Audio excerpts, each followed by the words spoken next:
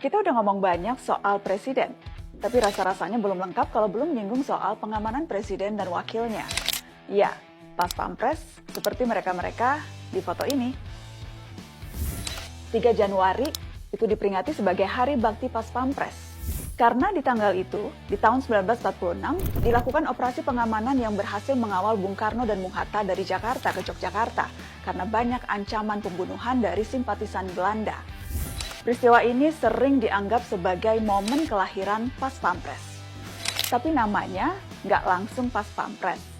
Pasukan ini punya sejumlah bentuk komando dan perubahan nama sejak Indonesia merdeka.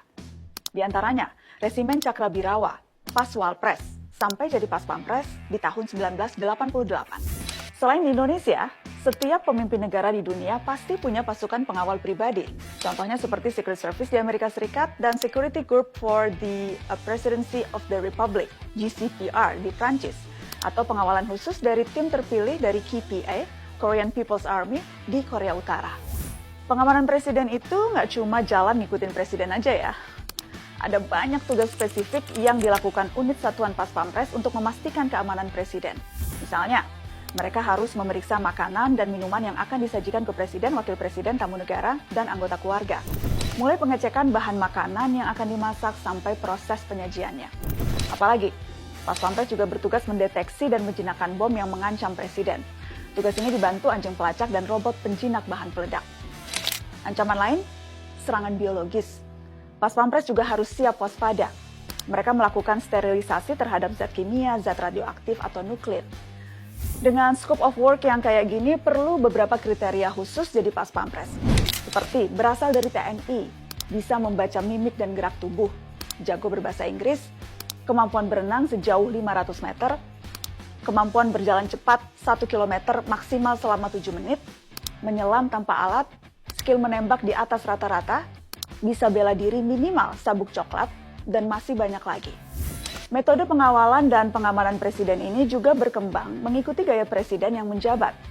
Sewaktu di zaman Bung Karno, yang situasi politiknya masih bergejolak, Pas Pampres berkali-kali mempertaruhkan nyawa.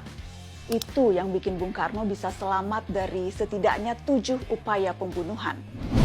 Kalau Pas Pampres zaman Presiden Soeharto, cirinya dikenal sangat ketat.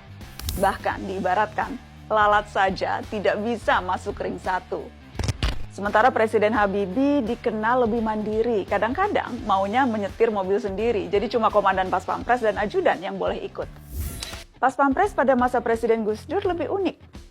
Mereka melonggarkan protapnya, karena beberapa tamu dan teman Gus Dur suka datang ke istana pakai sarung dan sendal jepit, padahal tadinya aturannya pakai kemeja, sepatu, dan celana. Presiden Megawati, ia punya kebiasaan menurunkan kaca mobil untuk menyapa dan melambaikan tangan kalau melihat keramaian. Ini sampai bikin fungsi naik kaca mobilnya sering rusak dan butuh perbaikan. Kalau Pas Pampres zaman Presiden SBY dikenal tertib. Setiap temu warga atau wawancara, para Pas Pampres biasanya memastikan ada jarak 5 meter antara tamu dan presiden. Nah, kebayangkan kalau kebiasaan belusukan Presiden Jokowi bikin Pas Pampres lebih kerja keras. Mereka jadi harus lebih siaga dan tegas ke masa yang mengerubungi presiden, tapi tetap harus sesuai prosedur.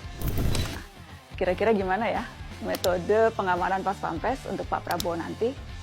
Yang pasti akan sesuai dengan slogan Pas Pampres, setia, waspada. Itu tadi one on one menuju presiden baru. Beberapa hal yang perlu kamu tahu.